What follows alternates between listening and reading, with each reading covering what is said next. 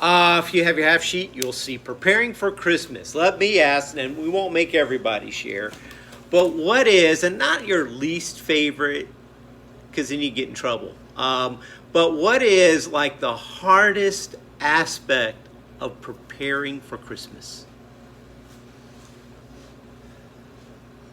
Heavy sigh there by Doug. Well, Count the ways. we just finished. I mean, it's one of those things that we enjoy doing, but it's quite time consuming.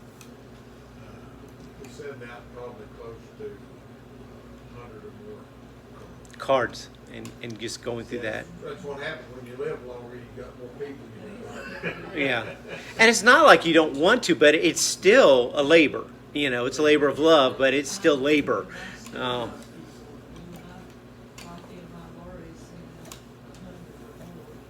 Mm-hmm. Mm-hmm. Yeah. Oh, yeah. Mm-hmm. Yeah. Yeah, and that's why I said it's not your least. I didn't want to put it as your least favorite, but just what is hard. How about there in the back row? Anybody? I can't wrap presents. You can't wrap presents. That's what bags are for now. Yeah. Yeah. Boy, those are easy. Yeah. Yeah, just so much.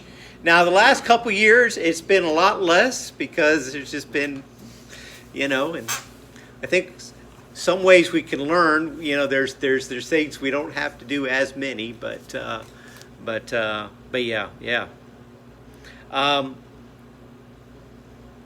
Putting the lights on the tree. I mean, it's just all part of it. It's what I do. But the sap, because one, I get a real tree. So and the tree we got this year had it was in a lot or plate, and it was like you could tell it was old.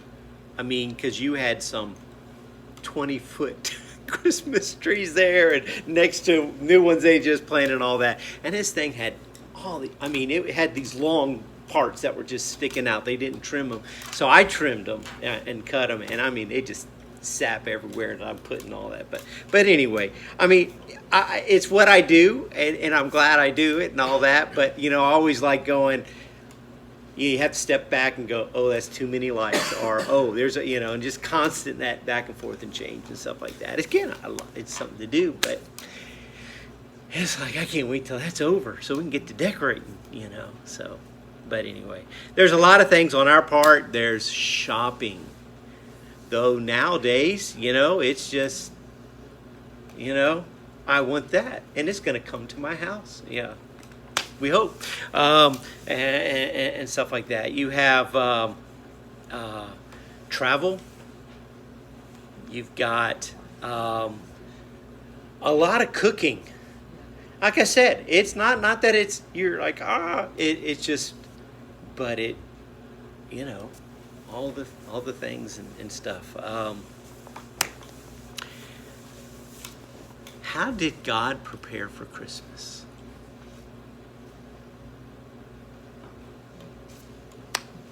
That one star up there. Yeah, I had to do all these lights, just one star. No.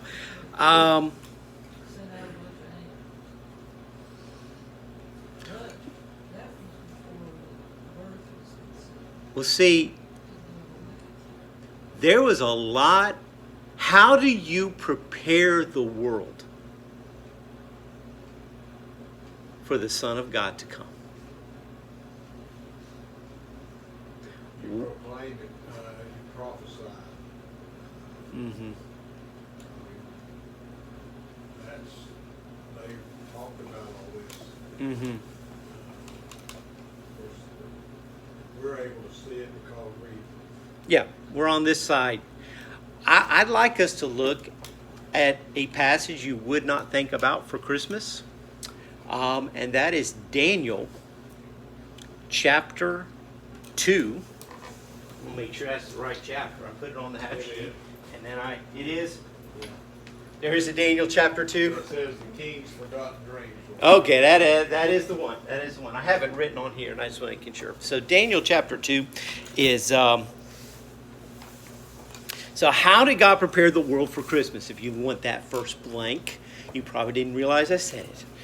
I love this passage. Now, I've used this passage before in talking about Galatians 4, and 5.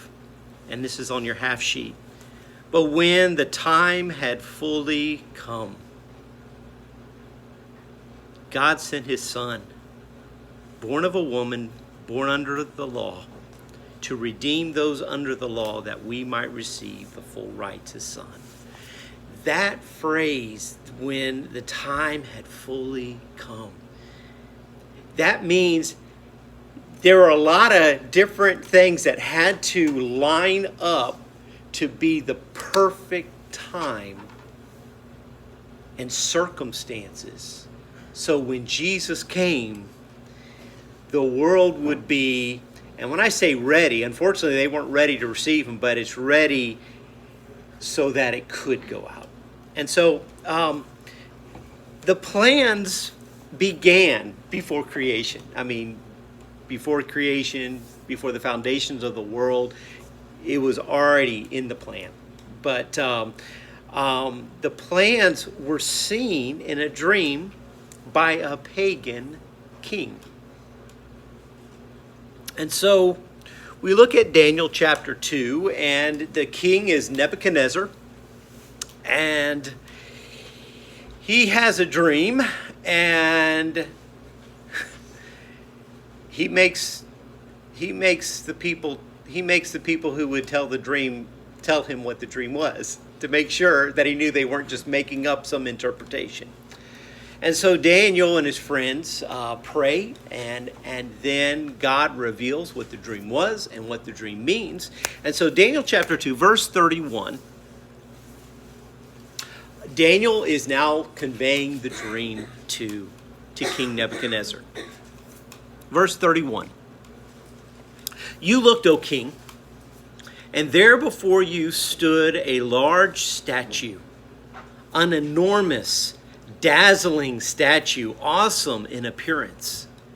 The head of the statue was made of pure gold, its chest and arms of silver, its belly and thighs of bronze, its legs of iron, its feet partly of iron and partly of baked clay.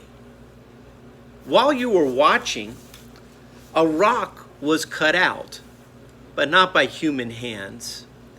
It struck the statue on its feet of iron and clay and smashed them. And the iron, the clay, the bronze, the silver, and the gold were broken to pieces at the same time and became like chaff on a threshing floor in the summer. The wind swept them away without leaving a trace. But the rock that struck the statue became a huge mountain and filled the whole earth. And that was the dream. And then Daniel starts going in saying, this is what the dream means. The head of gold is Babylon. He says in verse 36, this was the dream, and now we will interpret it to the king. You, O king, are the king of kings. Interesting, that phrase. It was a common phrase. It's he would get replaced by the King of Kings. But the God of heaven has given you dominion and power and might and glory in your hands. He's placed mankind and the beasts of the field and the birds of the air wherever they live. He has made you ruler over them all. You are that head of gold. And so this kingdom that Nebuchadnezzar, which is called Babylon, is in the golden state of human, I won't say politics, because that's never gold, but just kingdoms and stuff like that. And so in each of these parts and different kingdoms, God is doing some work. Babylon was used as God's instrument to purify the Jews. They kept going to pagan idols. Whether they were, even when they were in Egypt, they had problems there. They had problems on the way between Egypt and the Promised Land. They made up the golden calf, and then there were some other things. Then you get to the Promised Land. They're doing fine until Joshua dies and the elders at Joshua's time. And then they start going into all the pagan idols and all that. And then they have little revivals. And during David's time, it was okay. But then Solomon, his son, halfway through, he goes big. I mean, the whole history of Israel and particularly the Jews, over and over again, idolatry and other sins that just were a part of them. And so God used Babylon as his hand of judgment, who pretty much got the majority of them all and exiled them. And in their exile, things started happening so that when they came back, listen, after the Israelites came back, they never had a problem with idolatry, as in worshiping idols. Now, we have our own idols, you know, we trust ourselves more than God. But so Babylon was used as God's hand to purify the Jews. Now, there's some other things I'll talk about in just a little bit. Then it says in verse 39, first part of verse 39, after you, and that kingdom, another kingdom will rise inferior to yours. This is the arms of silver. This is the Medo-Persia, or Persian Empire. A lot of what you'll read in the end of Daniel. You get a lot of history out of the book of the prophecy of Daniel, because here's Nebuchadnezzar, and then you have his grandson is the one that had the writing on the wall. And it was that night that the Medo-Persian, two different empires, came in and joined together and defeated them overnight.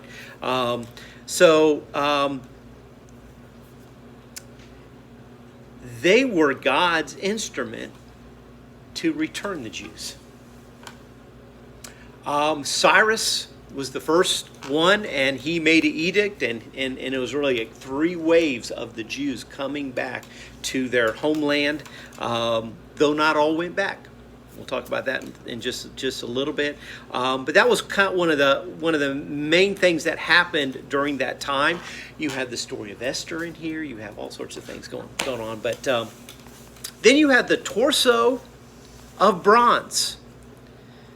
He continues in verse 39. Next, a third kingdom, one of bronze, will rule over the whole earth. This is, anybody?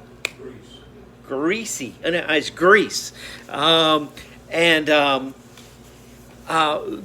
Again, it started with Philip of Macedon. There was this kingdom already. Greece was around for hundreds of years before this happened. But Philip of Macedon began a conquering campaign, and he died. And his son Alexander, we know him as the Great, took it from there. And as they conquered, they wanted to have a unified kingdom. And so they were God's instrument to connect the world. From this, and so everywhere they went, they made some changes to the people that they conquered. Common culture. It's called Hellenism. And so people would understand. You ever gone to a different part of the United States and they have a different culture, or somebody from another place comes here and you ain't from around here, are you? So much more, because back then, just all sorts of, it's like a jigsaw puzzle with all the pieces, all of just different ways of thinking and stuff like that. And so Alexander the Great realized we need some things to connect this empire, to keep it there. And so one of the things was a common culture. Now, that was something that the Jews resisted. Some embraced, some resisted, but it was something that long after Greece was gone, listen, that culture is still impacting us today. The whole thought of democracy had a lot of its beginnings with this. So, common culture, a common currency. It's interesting, the word common is the word koine. We get the word fellowship is translated sometimes, but it comes coin. You have the same coin. You can exchange. Now, they provided that, but then you still would have their own little people had their own. But ultimately, you had to go to the Greek currency, and then later on, the Romans picked this up, where Jesus would take a coin that they used and say, "Whose likeness is on this?" Caesar. Guess what? That wasn't a Jewish coin, but it was commonly used. So common currency tied people together. Now this, I think, is the most impactful part in preparing the world for Jesus. A common language. Everybody spoke their own, and you know what? They still would have their own mother tongue. But they would all have to learn Greek. And even in Roman time, most people still spoke Greek, and it was just kind of the learned people that would learn this new language called Latin and stuff. The whole New Testament was written in Greek. And no matter where you went in the Roman Empire, if you could read, you read in Greek, and you could understand. The Septuagint in that time period of the Greek, this is I think it was 70 BC, but I could be wrong with that date, as the Old Testament in Greek. I mean, so you even had the Old Testament was translated into Greek, and in fact, I believe it's the book of Hebrews that when you look at the quotations in it, they're not going back to the Hebrew; they're going to the Greek translation. Which is like, Anyway, but everybody knew Greek. When Sarah went to Honduras, yeah, she had a couple Spanish classes, not classes, but terms or whatever. That's not enough to really communicate, and she struggled, and they had an interpreter, but there was one interpreter among a few people, and that was one of the things. God taught a lot to her through that. But no matter where you went, you could communicate because everybody knew Greek. I don't know where the phrase "it's Greek to me" came from, because that would mean I understand it, but it now means the opposite. But so when Paul writes his letters, everybody can read it. When Matthew, some think maybe Matthew wrote it initially in Hebrew and then it got translated to Greek, but we don't know.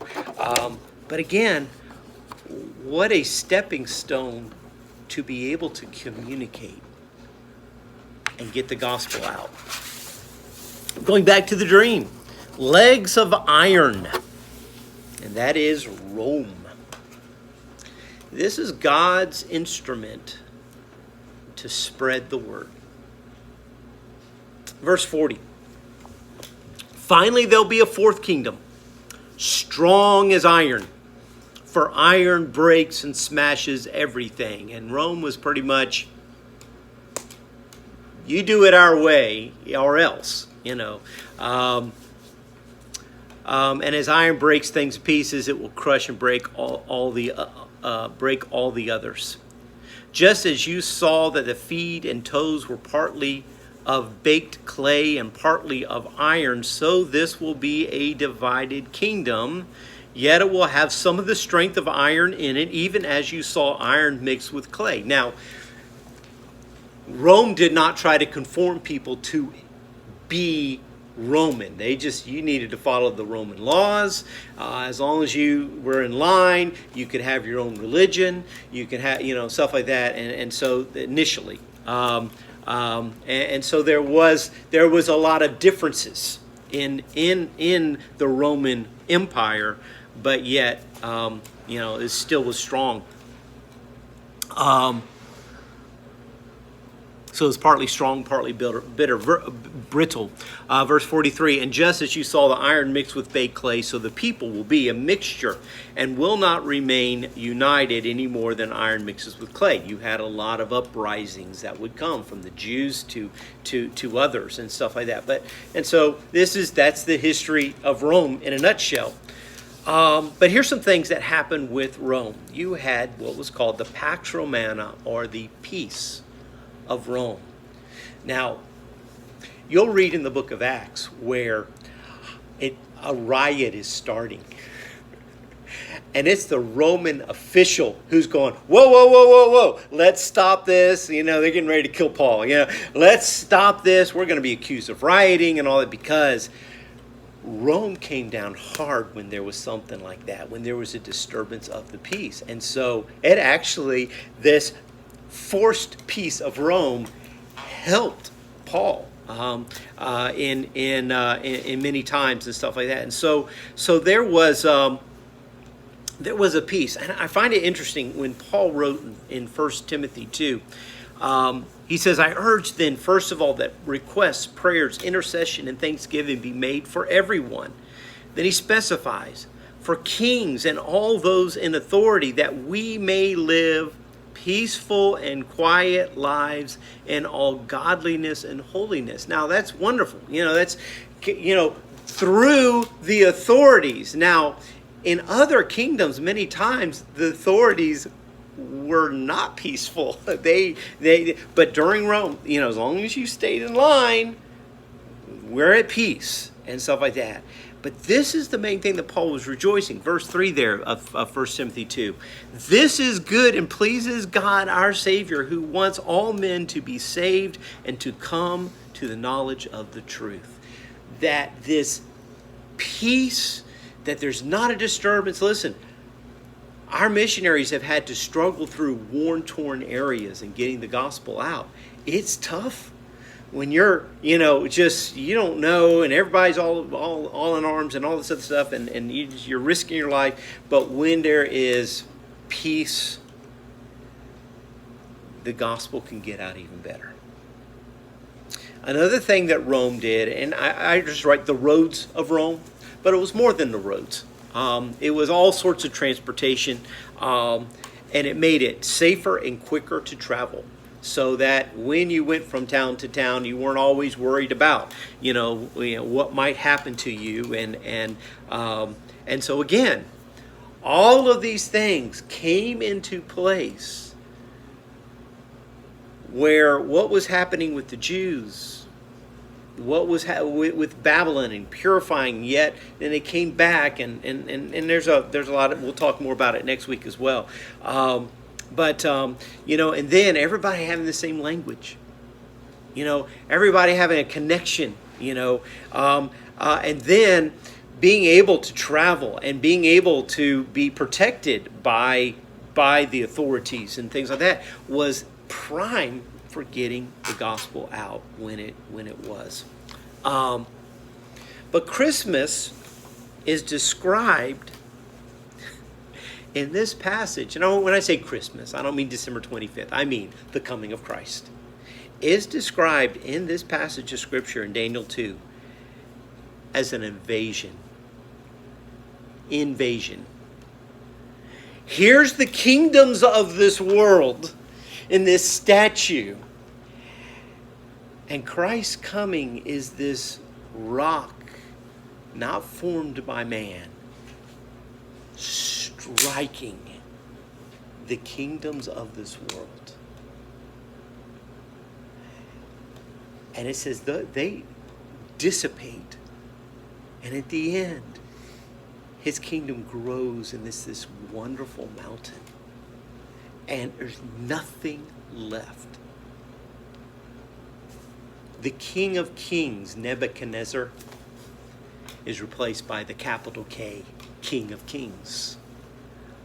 All the things, there's some good, humanly speaking, of some of these things that have happened, through some of these kingdoms, but at the same time, it was still so far from the kingdom of heaven. Jesus kept on saying, the kingdom of heaven is at hand. And him coming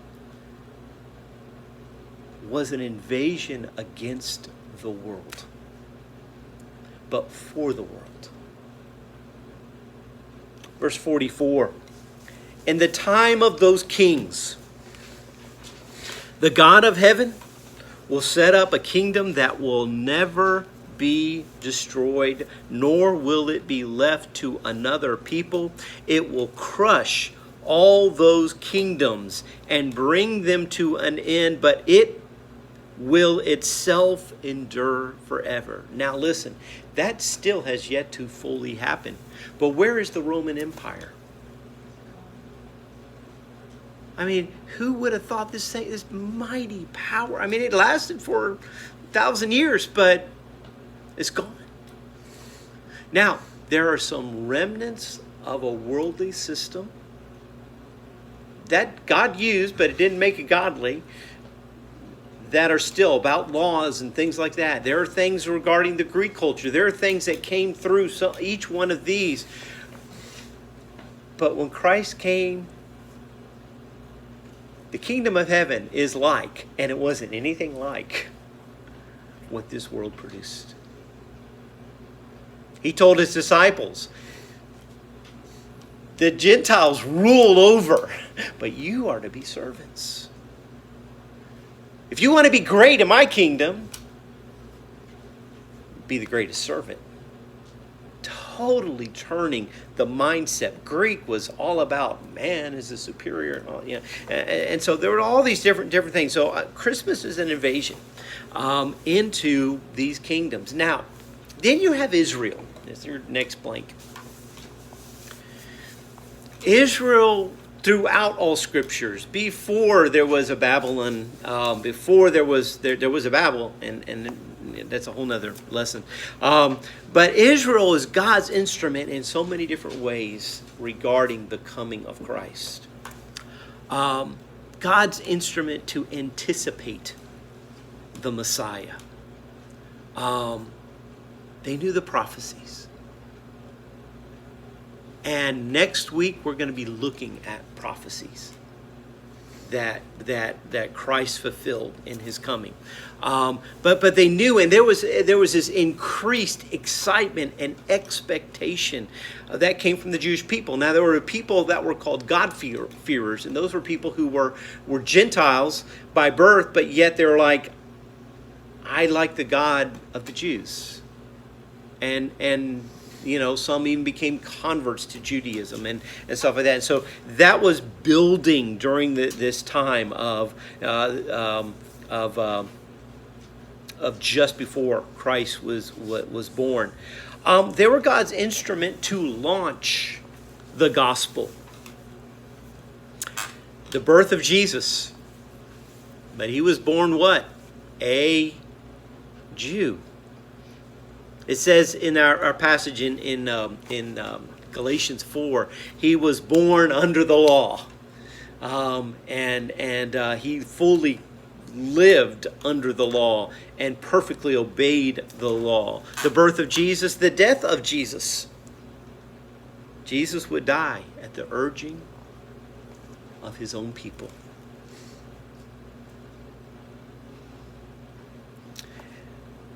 But he had to die. Doesn't make those who were responsible guiltless, but he had to die.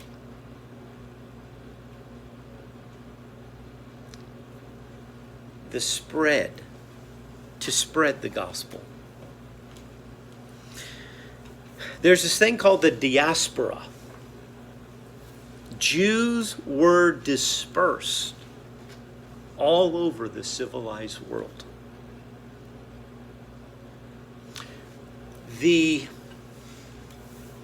During the time, during the time of Babylon, they brought all these people back, or they took the majority of the Jews and they put them in exile. And during that time, God purified them of a lot of their idolatry. then they were let to go back, but not all of them went back. Some of them kind of like, I like my job here. I think I'll keep working here. And so not all of them went back, which, and then during the Greek period of time, more and more Jews spread throughout all of the Mediterranean world.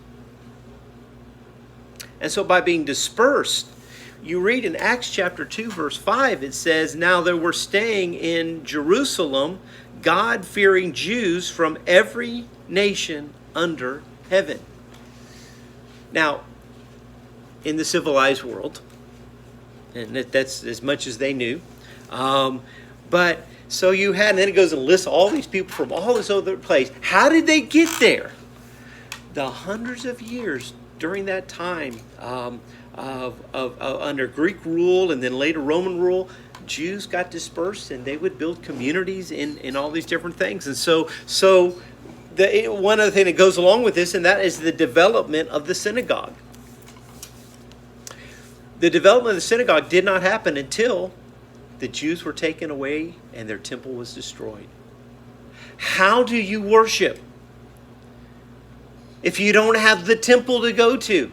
And so they set up a local community center that would teach, that would be a time to discuss, that would be a time and a place to hold the books of the law and other manuscripts. And so because Babylon destroyed the temple during the Greek period of time, they developed this system of no matter what town you were in, you could find a gathering of Jews. If there were so many, I think the number was at least 10 males, you could have a synagogue. And if not, you met by the riverside. And so when Paul went to towns, where did he always start? To share the gospel. He went to the synagogue and shared with the Jews first. And then there were also God-fearers there. And then when he would inevitably be kicked out, he would then share it with the Gentiles. And so it opened the door for the gospel quickly having a foothold in almost every town. Now, there's Philippi. Philippi is a lot further removed. There were some Jews there, but not enough for a synagogue. And that's why Paul knew we go to the riverside. And that's where he started preaching. And again, just some of these things that developed so that when Jesus came, his message and the message about him would get out. Another thing that the Jews did, the rejection of the gospel. He came into his own, and his own did not receive. Hostility to Christians made it spread more quickly. In Acts chapter 8, and I think I put all these on your sheet, right? Sometimes I don't remember what I've done. On that day, a great persecution broke out against the church at Jerusalem, and all except the apostles were scattered throughout Judea and Samaria. See, because we all kind of huddle. They had their, okay, let's just stay here. And then it took persecution, and they went, and it says in verse 4, as those who have been scattered preached the word wherever they went. And so because of the hostility of the Jewish people, the gospel opened up to the whole world. The door was open to the Gentiles. Aren't you glad? I'm a Gentile. I am so glad. Now,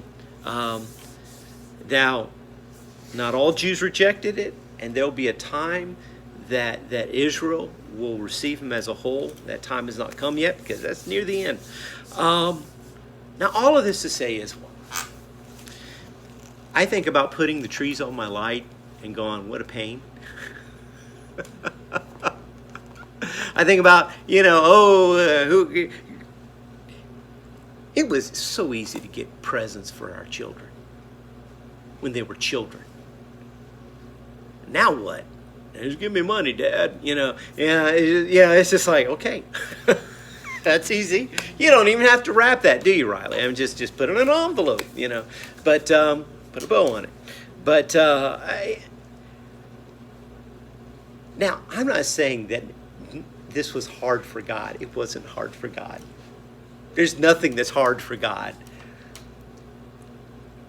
But God is sovereign over the affairs of man. Nebuchadnezzar, hey, I'm the head of gold, thought he was something. And God taught him a lesson. Realize without my hand over you, you're a beast.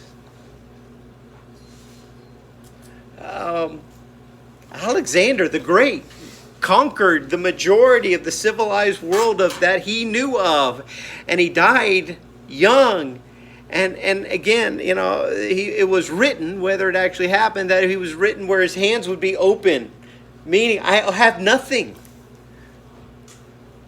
Died empty-handed. Caesar, which was the title. What do you name Caesar? A salad. A dog. Now, I know there are people, like the guy who created the Caesar salad, his name was Caesar. But I mean, it is, and there is a Caesar, which is Caesar, Mac's son-in-law. But mostly, you think about Brutus. Now, he wasn't a Caesar, but he was a friend of Caesar, There are animal names now, It's just like Nero.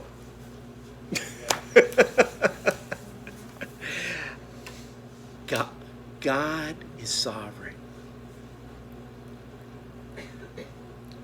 When the time had fully come, when he got it all in place and all the things to get the Jews ready to be where they needed to be and where the world needed to be so that the word can get out and people could understand, all of these things put into place. When the time had fully come, God sent his son. Let's pray. Jesus, we thank you. We are amazed. This has been a lot of information, but God, even when the kingdoms of this world think they're just doing their own biddings, you have a hand over it. You are in control. And God, that you orchestrated the events in history to come together at this point in time where you would intersect history and humanity in sending your son. Now, God, you are still sovereign and fully in control. And so, God, help me whenever I doubt what's going on. That I think I could fix things. That I have control. God, help me to trust you. That you did all of this in preparation to send your son so that we, over 2,000 years later, can keep talking about him. He is the King of Kings, the Lord of Lords, that wonderful Counselor, the mighty God. We pray in your name. Amen.